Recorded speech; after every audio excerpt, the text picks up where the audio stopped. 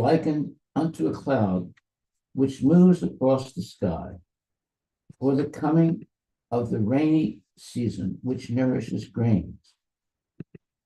As soon as the rainy season is over, and as soon as the cloud goes away, all the crops which were nourished, likened by the rain cloud, which similarly, this material manifestation takes place at a certain interval, stays for a while, and then disappears. Such are the workings of Prakriti. But this cycle is working eternally. Therefore, Prakriti is eternal, it is not false. The Lord refers to this as my Prakriti. This material nature is the separated energy of the Supreme Lord. And similarly, the living entities are also the energy of the Supreme Lord, although they are not separated, but eternally related. So the Lord, the living entity, material nature, and time are all interrelated and are all eternal. However, the other item, karma, is not eternal. The effects of karma may be very old indeed. We are suffering or enjoying the results of our activities from time immemorial. But we can change the results of our karma or our activity, and this change depends on the perfection of our knowledge. We are engaged in various activities. Undoubtedly, we do not know what sort of activities we should adopt to gain relief from the actions and reactions of all these activities. But this is also explained in the Bhagavad Gita.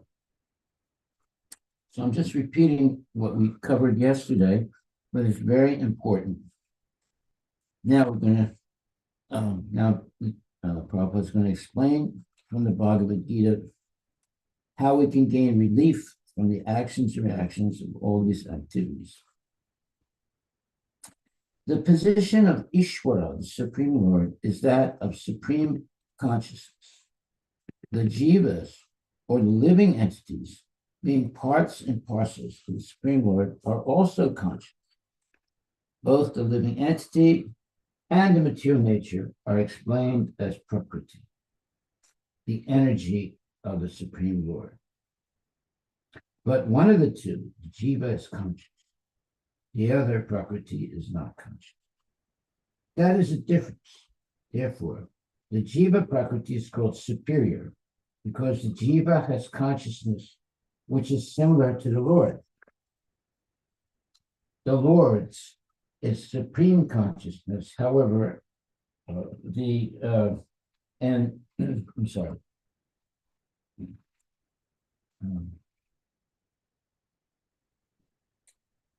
Sorry. Both the living entity and the material nature are explained as Prakriti, the energy of the Supreme Lord. But one of the two, the jiva, is conscious. The other, Prakriti, is not conscious. That is the difference. Therefore, the jiva Prakriti is called superior because the jiva has consciousness which is similar to the Lord's.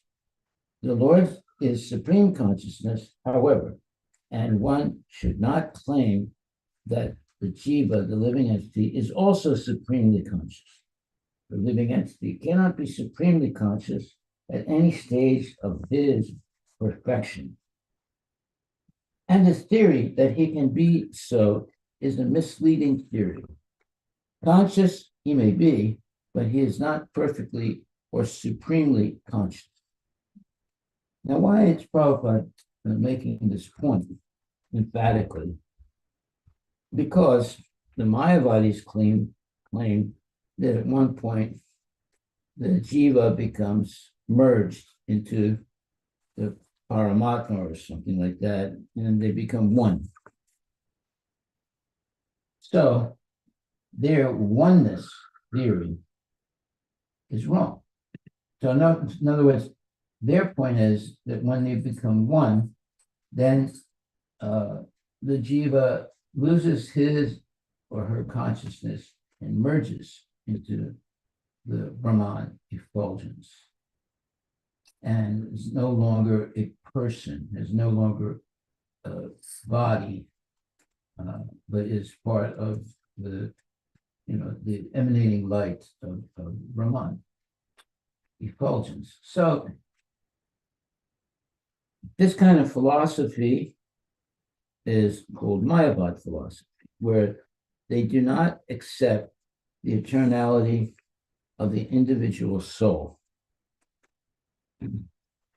Okay, so, and in other words, at one point, the jiva will merge into the Ishvara, and now there's no longer, well, the Mayavadis do not believe that all the individual jivas are real. They believe they're false or illusory. But there's only one great soul, and that's Brahman. That's it. So why? So therefore, if you go to a temple of Mayavadis, what do you see and what you don't see? First of all, you're not going to see any deities. And secondly, you're not going to see chanting and dancing. You're going to see people meditate. And what they're meditating on, who knows? But usually it's some kind of light, or maybe it's some kind of, the tip of their nose or whatever. So, therefore, they are trying to meditate and deny their existence as a unique jiva, so they can merge into the Brahma Jyoti. It's a type of suicide. Strange, isn't it? That they want to deny their individuality to merge into this transcendental light, or the Brahman. But what they don't understand, that the Brahman effulgence is a fallen state. The Paramatma and Krishna, or the Paramatma, is not a fallen state, but the Brahman is a fallen state, because one is denying their eternal individuality as a person in order to merge into it. So the whole Mayavad philosophy is one of insult to Krishna, the Supreme Personality of Godhead, and also trying to do something that is impossible. So even if one does succeed in merging into Brahman, because they have no relationship with Krishna. By the way, in the material world, you can have a relationship with Krishna. In the spiritual world, you can have a relationship with Krishna. In Brahman, there's no possibility of having a relationship with Krishna. It's not that Krishna is not there, it's his effulgence, but his transcendental body is not visible. So therefore, the Mayavadis go through a tremendous amount of trouble to achieve merging into the oneness of Brahman, but because there is no devotional service there, they fall. So the only place where there's no devotional service, that's in the Brahman realization. Although it's spiritual, but there's no devotional service, then therefore, as soon as the individual has even the slightest desire, they fall down. Now they might be able to deny themselves any desires for a long time, but over time they will have desire and they'll fall down.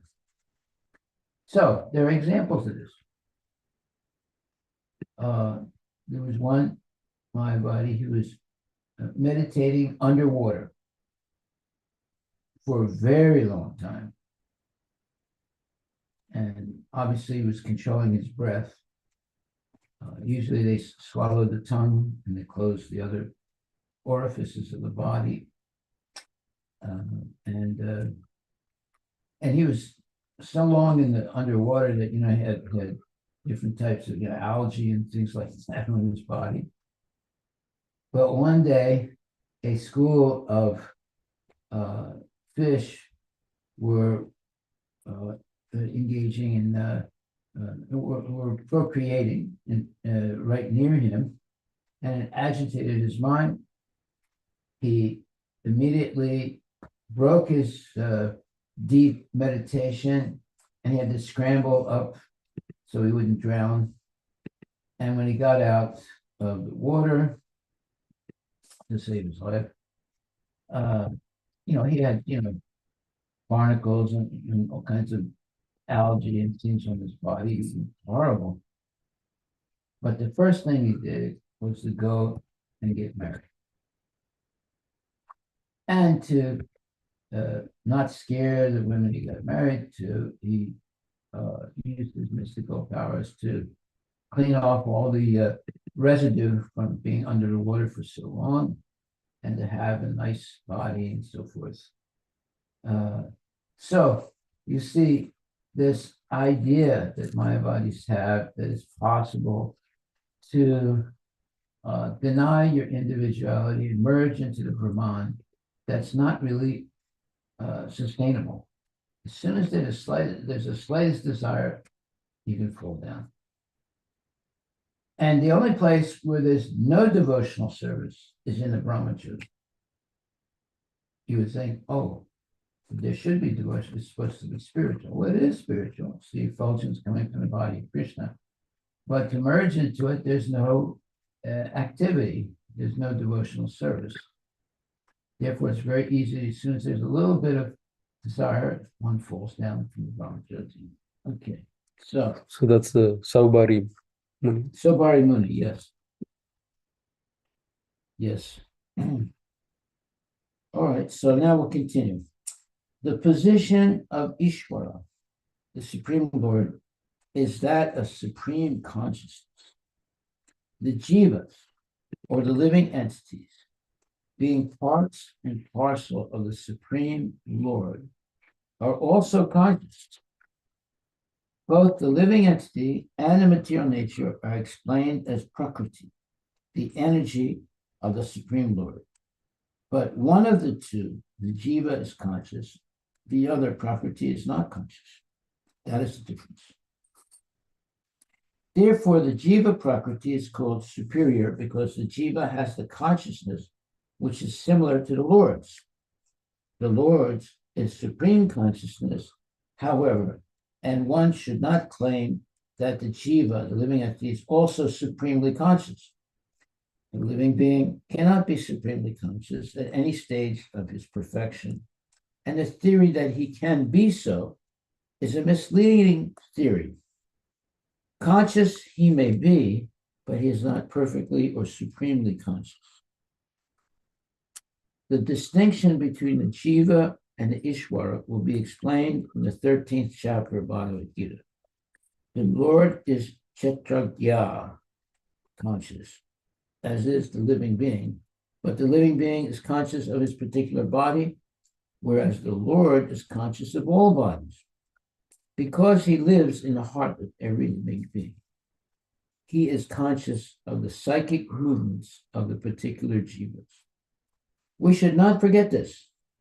It is also explained that the Paramatma, the Supreme Personality of Godhead, is living in everyone's heart as Ishvara, as the controller, and that he is giving directions for the living entity to act as he desires, as who desires, the living entity desires, right? There's a small h, so it means that the Lord is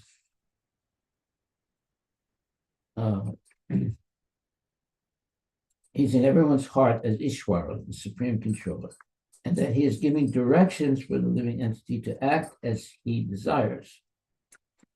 The living entity, so in other words, one desires something, and the Lord, when he sees that that person is absolutely let's say, hell bent to have those desires, then the Lord facilitates so the jiva can have those desires. But unfortunately, the jiva will become entangled by the laws of material nature, the three modes of material nature. The living entity forgets what to do. First of all, he makes a determination to act in a certain way. And when he is entangled in the actions and reactions of his own karma, after giving up one type of body, he enters another type of body as we put on and take off clothes. As the soul thus migrates, he suffers the actions and reactions of his past activities. These activities can be changed when the living being is in the mode of goodness. In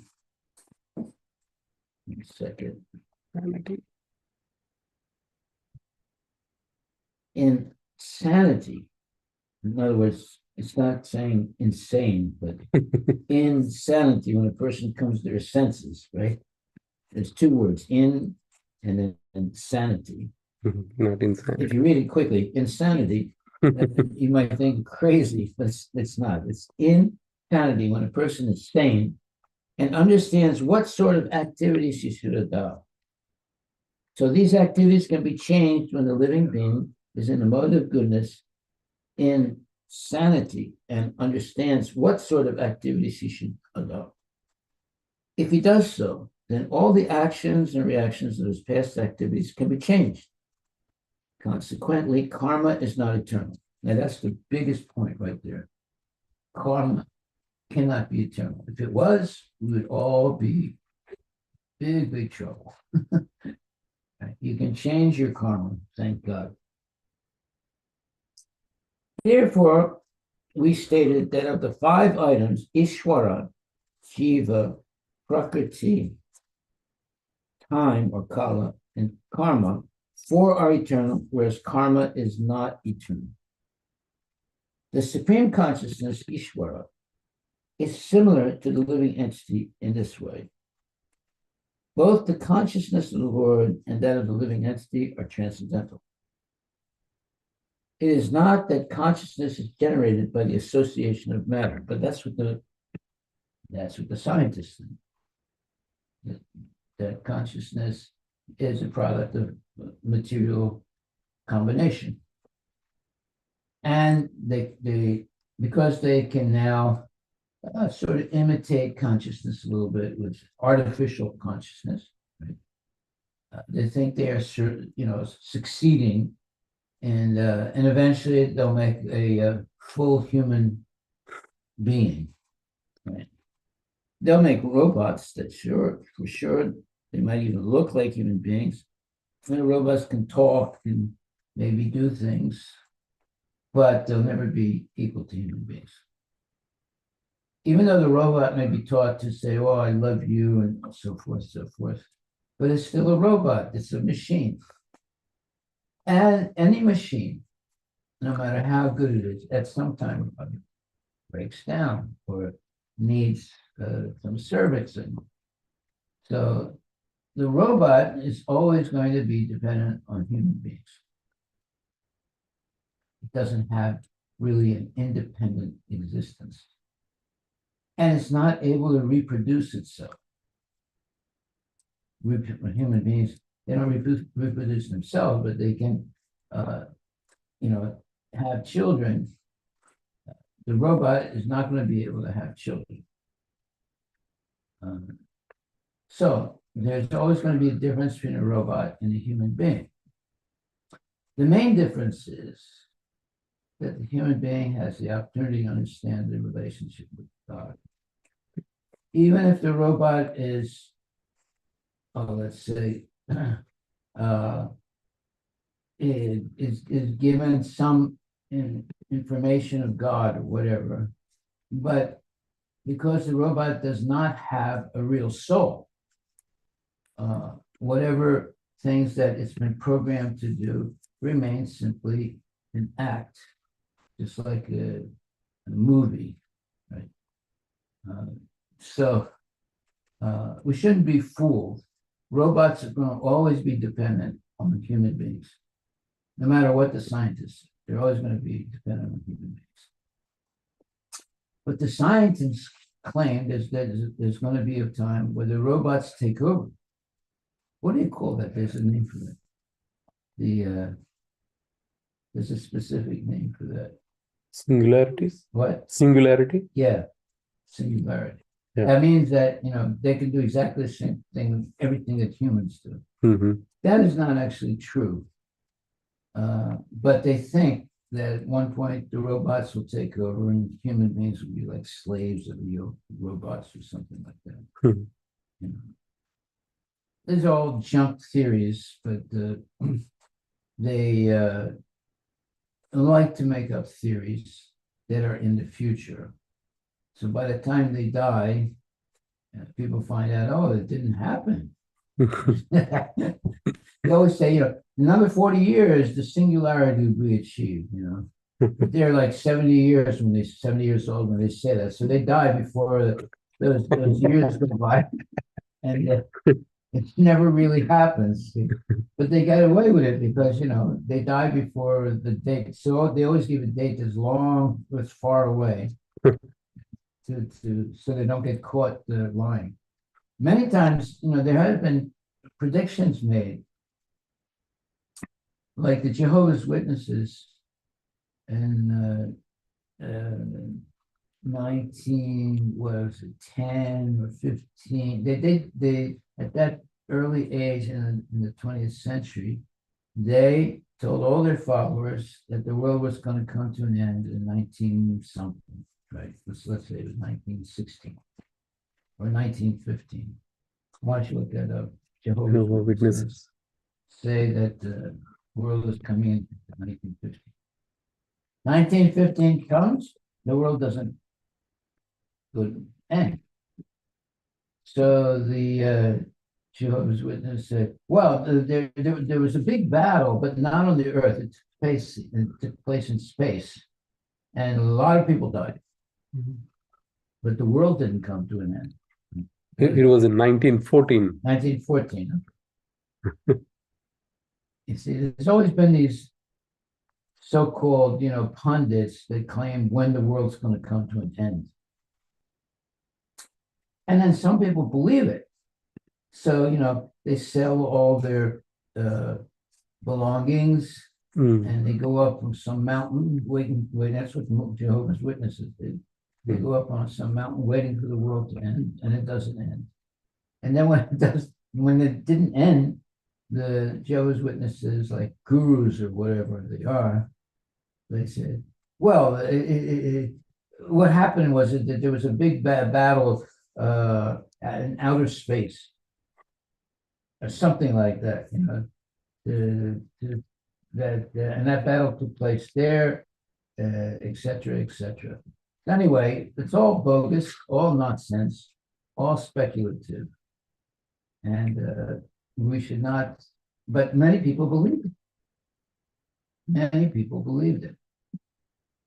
Now, before the year 2000, right? So you're going, 1900s, and then there's a date 2000, right? So there was predictions that the world was going to end in the year 2000, and some devotees believed it. So this one devotee, he sold everything he had, and and he went somewhere, some mountain somewhere, and he was able to convince some other devotees also the world's coming to an end. We got to go protect ourselves and go somewhere where we're not going to be affected by the turmoil that's going to take place, etc. So they go there, and if some devotees followed him, and nothing happened. There is a Ramani Mataji, you had a personal experience of somebody somewhere where we're not going to be affected by the turmoil that's going to. I know she just shared about, are you there? Want to share?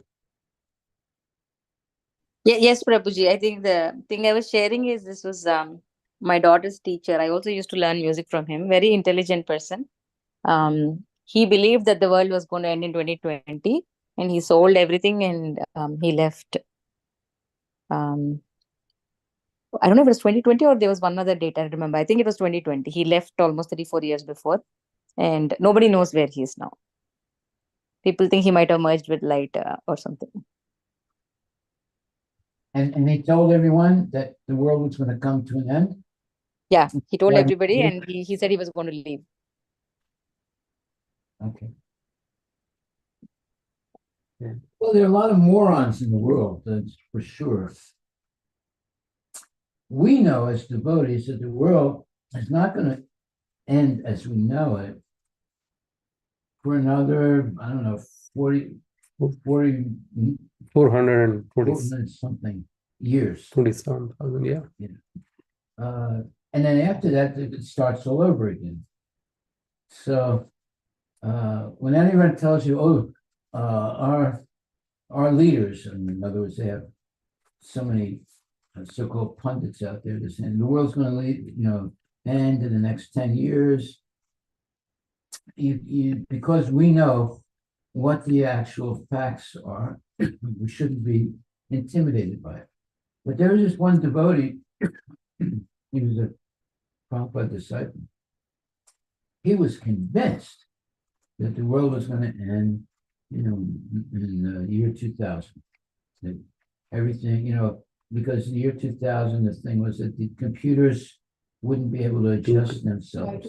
Y2K. Y2K. So, and he sold everything he had. He convinced other devotees also, and they all went to some farm in New Mexico. He bought a farm in New Mexico because the land was cheap there at that time.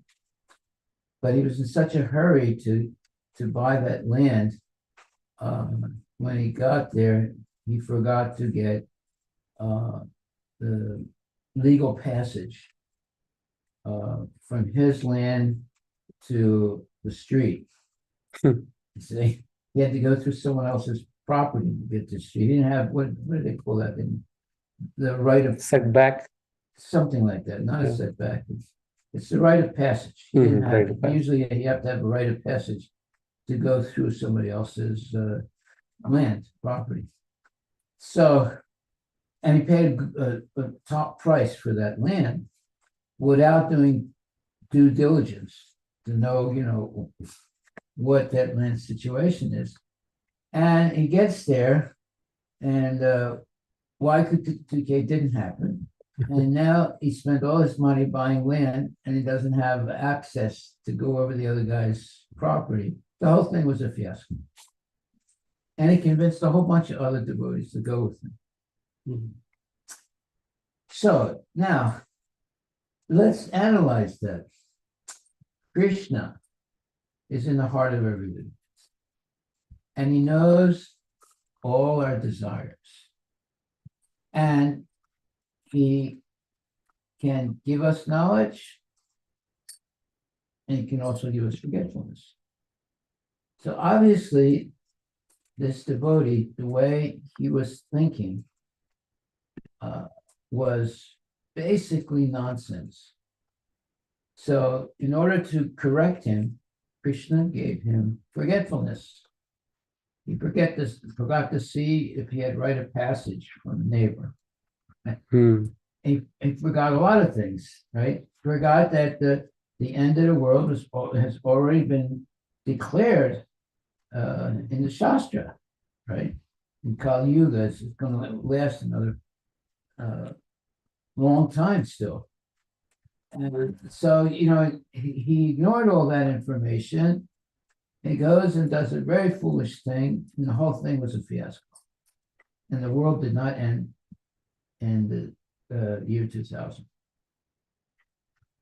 Therefore, it's very dangerous to speculate. It's better not to pretend that you know everything. It's better to get advice from genuine devotees. Okay, so where did we stop reading? So the supreme consciousness. Yeah. The supreme conscious Ishvara is similar to the living entity in this way. Both the consciousness of the Lord and that of the living entity are transcendental.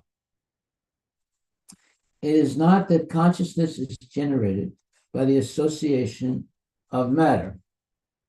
See, that's what the scientists believe, that consciousness is some kind of mixture of matter. They are not able to define what is consciousness. What? They are not able to define what is consciousness till now. Yeah, but they make things like artificial consciousness, right? They think they've achieved some big thing, but people get fooled by all these things. It's just like we went to the moon. They never went to the moon, and one day there will be this what was that term that we said? Singularity. Singularity, where the robots and human beings will be equal. Right? That's another nonsense. They say that after some time the robots will acquire consciousness. Yeah, they'll have the same consciousness as a human. In other words, they'll emulate human beings.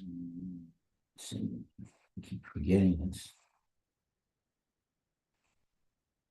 Yeah, so in order to save ourselves from being tricked by false narratives, it's absolutely necessary to read Bhagavad Gita. It's very, very important. Otherwise, we're going to be tricked by all these so-called scientists and so-called people who have can tell you what's going to happen in the future. You go to, like, you have these people that their business is to tell you by palm reading or something what's going to happen. So they go to try and find out what's going to happen. So one day, I know it's a little late, but I'll just finish this. So one day, someone asked Prabhupada, can you please read my palm? And Prabhupada said, I don't do it. He said, no, you're pure devotee. You're abundant, you should do that, I know you can do that. And Prabhupada said, I don't do it. But the man kept pestering him. He said, okay, let me see your hand. So he looked at his hand. And he went like this. Oh. The man said, what is it? What is it? Prabhupada says, I only see birth, old age, disease, and death. Well, it's the truth, isn't it? Yeah. So Prabhupada is a very, very advanced devotee.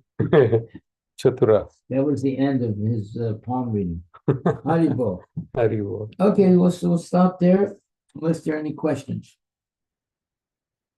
Any questions?